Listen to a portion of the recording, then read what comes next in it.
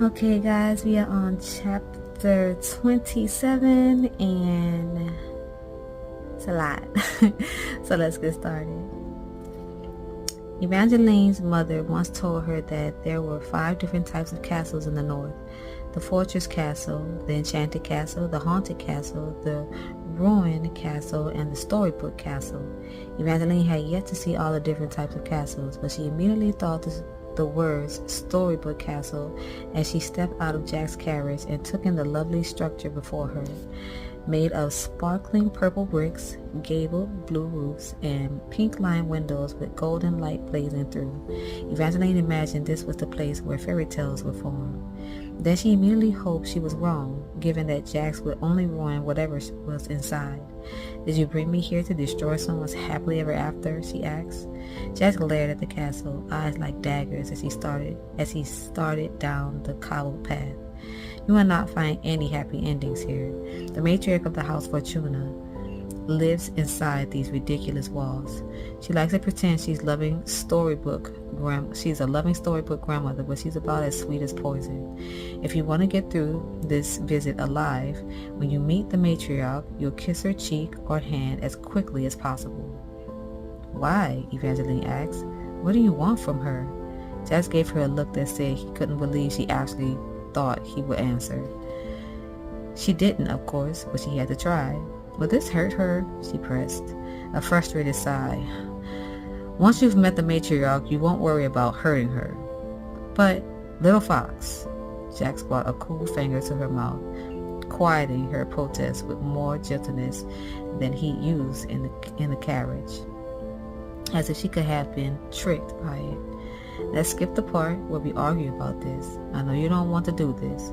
I know you don't want to hurt anyone, and that your sensitive human heart is trying to make you feel guilty. But you will follow through with this to fulfill your debt to me. And if you don't, you'll die." "If I die, I can't marry Prince Apollo." "Then I'll find another person to do the job. Everyone is replaceable." He stroked her lower lip once before pulling away and striding carelessly down the cobbled path to the house. She would have loved to have turned and gone the opposite way. She didn't completely believe she was expendable, but she also couldn't forget the way Jax had walked away when she turned to stone. She might not have fully believed she was replaceable, but she did believe Jax would allow her to get hurt, or worse, if it got him what he wanted. "I don't understand why you ignore everyone at parties," Evangeline huffed, practically jogging to catch up with him. "If anyone actually spoke with you, they'd stop whispering about how mysterious you are and talk about how much they can't stand you." Jack speared her with a sideways glance. "Meanness doesn't suit you, little fox. And I don't ignore everyone. The other night, I had a lovely conversation with your stepsister." "Stay away from her," Evangeline warned. "That's funny. I was about to tell you the same thing." Jack's lips curved like a crescent blade, waiting for her to take the bait, to ask why he warned her away. The question was on the tip of her tongue, but Evangeline didn't want to doubt her stepsister again. Marisol was not the one who turned a wedding party to stone or bewitched a prince so he would love her. She was a cursed reputation she was a cursed reputation she didn't deserve, and exactly what Evangeline might have been if she'd been raised by Agnes instead of her parents. "I'm guessing you're ignoring me because you already know she's jealous of you." "Stop it," Evangeline said. "I will not let you drive a wedge between us. The wedge is already there. That girl is not your friend. She might tell herself she wants to be, but she wants what you have even more." "That's not true," Evangeline snapped, and she could have kept arguing. She could have continued fighting with Jax until the end of time. Luckily for time, the path of the Fortuna cottage was short, and they've already reached the door. It was the soft purple of frosted plums, with the cherub-shaped knocker buried in its center. Jax took the cherub's ring and gave it 2 quick raps. Evangeline swore the knocker frowned, and she understood how it felt. She wouldn't want to be touched by Jax either. Not again. Her lips still tingled from where he touched her, and if she licked them, she knew she'd taste his blood again. He mocked her. Now he planned to use her. Nerves writhed inside her as the door before her opened. She wondered once more at what Jax really wanted and what her kiss would do to the Fortuna matriarch. As the servant led her and Jax inside, she tried to figure out what he could possibly be after. It became immediately clear that the Fortunas were very wealthy. Everything in their storybook castle was twice as large as the items inside of the house where Evangeline had grown up. Even the carpets were thicker, swallowing the heels of her boots with every step. But Evangeline doubted Jax was simply after wealth. She watched him closely, specifically his eyes, to see if they landed on any particular objects. The servant led them past a line of portraits of people with white blonde hair and painted smiles before finally settling them into a warm sitting room with 2 crackling marble fireplaces, a polished quartz piano, and a large bay window. There was a charming view of a snow-covered garden where a fluffy snowcat pounced after a merry blue dragon laughing sparks. Jax didn't even glance at the scene or any of the lovely things in the room. He stopped at one of the fireplaces, leaned an elbow against the mantel, and watched her with shameless intent. "Don't worry, little fox. You might even enjoy this." Before she could think too much about how Jack's lazy voice had made it into her head again, the door to the study swung open. "I'll give you 1 minute to get out of here before I let Jupiter and Hades attack." The older woman, who must have been the Fortuna matriarch, stormed into the room, flanked by a pair of steel gray dogs that came up to her waist. "It's not their dinner yet, but they're always hungry for the meat of my enemies." "Tabitha," Jack sighed, dramatic as his pose, "there's no need for the over-the-top threats. I assure you my threats are genuine." One wrinkled hand brushed over the dog to her left, and it bared a set of gleaming teeth.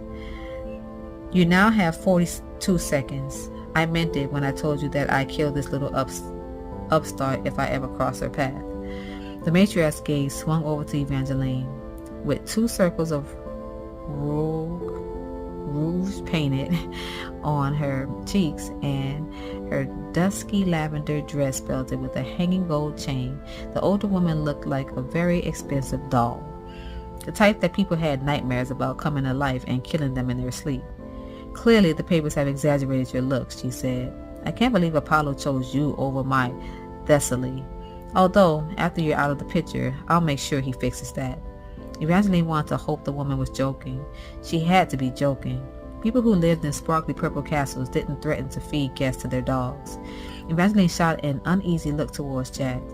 He glared at the standing clock in the corner, tick-tock ticking away. "Not joking, then." "You have 8 seconds, said the matriarch. The dogs both snarled, gray lips pulled back over canine teeth as their owner toyed with the short fur on their heads. Evangeline's breathing turned shallow. She told herself they were only dogs, and it wasn't as if she needed to kiss their muzzles. She just needed to kiss the woman who was petting them.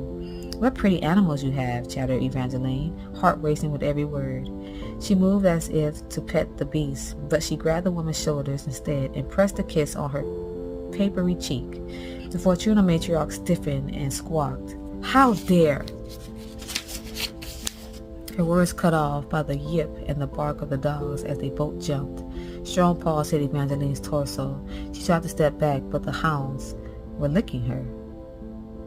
One wet tongue smacked a sloppy dog kiss to Evangeline's cheek, while the other lapped her neck affectionately. Across from her, the Fortuna matriarch now wore a soft smile on her gently lined face, suddenly looking as sweet as her pretty purple castle. "Jupiter, Hades," she commanded, "stand down, my loves. Leave our precious guest alone." The dogs obeyed immediately, returning to all 4 legs. Then the matriarch was giving Evangeline a hug as warm as fresh-baked cookies and knitted blankets. And for the first time, Evangeline was actually thankful for Jack's magic, because this was clearly his doing. The kiss had turned the matriarch from killer doll into doting grandmother. "Forgive Jupiter and Hades. They only act naughty like that when they're exceptionally excited to see someone. You have to pardon my deplorable behavior as well. I wish I would have known you were visiting today.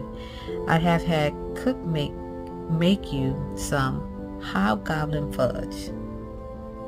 Jax laughed and covered it up with a cough that sounded a lot like hobgoblin fudge.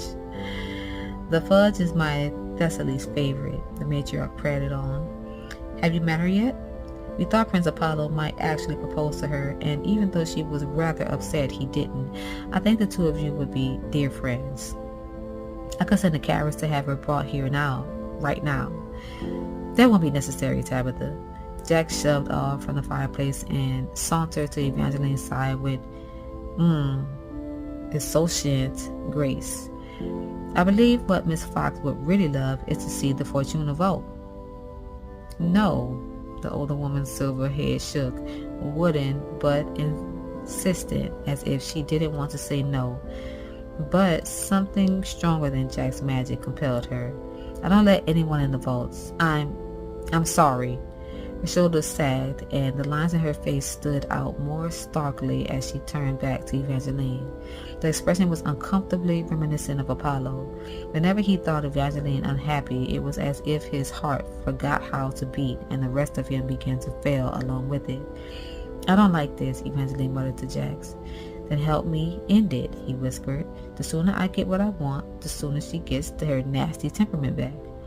There are other places I could take you, the matriarch went on. What if I give you a tour of the house and show you portraits of all my favorite grandchildren? As interesting as that sounds. Jack is right, Evangeline felt a pang of guilt for willingly aiding Jax, but this wouldn't end until he achieved his goal. This was also her chance to figure out what he was after and why he wanted her to marry Apollo. I would like to see the vaults. Fortuna matriarch gnawed on her lip and squeezed the broken skeleton key dangling around her neck. She didn't want to do this, not even a little. There must have been something very precious or dangerous in her vaults, but since this request came directly from Evangeline, the enchanted woman seemed unable to fight it. She was doll-like again, lips forming a jolly smile that was completely at odds with her shaking limbs as she turned and led them towards the vault. That is it for now. Very interesting. Jax didn't say what he wanted yet, but we still got a lot of book to read. So until next time, good night, y'all.